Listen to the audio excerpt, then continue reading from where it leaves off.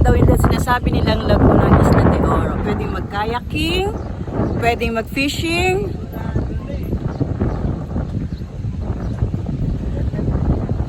Stagnant water, pwedeng mag-kayaking, pwedeng mag-fishing.